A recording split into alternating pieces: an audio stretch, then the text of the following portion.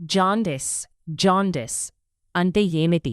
Jaundice కామెర్లు అనేది శరీరంలో బిలిరుబిన్ అనే పసుపు రంగు పదార్థం ఎక్కువగా పెరిగినప్పుడు వచ్చే పరిస్థితి. దీనివల్ల కళ్ళ తెల్లటి భాగం పసుపు రంగులో కనిపిస్తుంది.